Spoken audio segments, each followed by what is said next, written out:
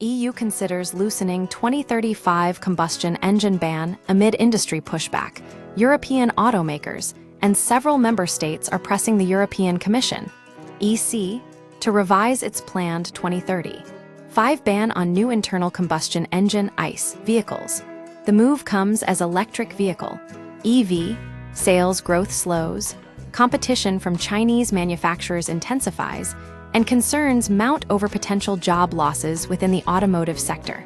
Growing opposition to the 2035 deadline. 6 EU countries, Bulgaria, Czechia, Hungary, Italy, Poland, and Slovakia, have formally requested the EC allow continued sales of hybrid vehicles and other technologies beyond 2035, arguing these can contribute to emissions reduction. They also advocate for incorporating low-carbon and renewable fuels into the bloc's decarbonization strategy. This demand reflects a broader fear that an abrupt transition to EVs could undermine European competitiveness, potentially leading to industrial decline. Germany's Chancellor Friedrich Merz has specifically urged the Commission to permit plug-in hybrids, range extender EVs, and highly efficient combustion engines past the 2035 cutoff. Italy is separately pushing for exemptions for vehicles running on biofuels. BMW, meanwhile, seeks allowances for plug-in hybrids and sustainable fuels while advocating for a shift toward evaluating full life cycle emissions rather than just tailpipe emissions alone. This debate highlights a critical tension: the EU's commitment to climate goals versus the economic realities of its automotive industry.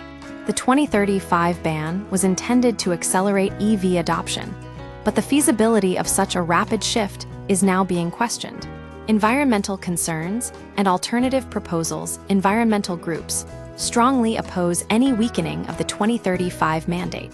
Transport and AMP. Environment Director Lucian Matthew warns that exempting biofuels could increase CO2 emissions, divert biofuel supplies from sectors like shipping and aviation, and even encourage deforestation. This underscores the complexities of sustainable fuel sourcing and the potential for unintended consequences.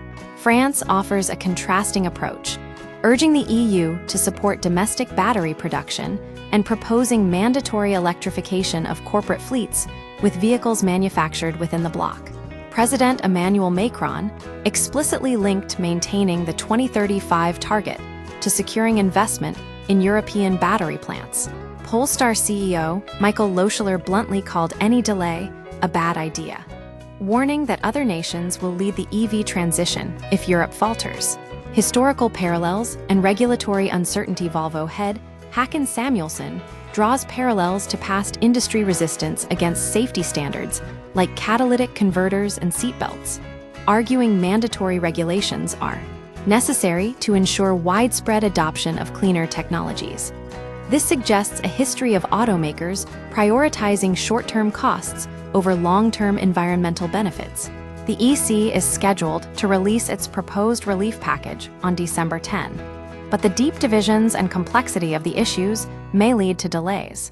The package is expected to address not only the ICE ban, but also incentives for greening corporate fleets, boosting EU-made components in battery packs, and easing interim CO2 targets.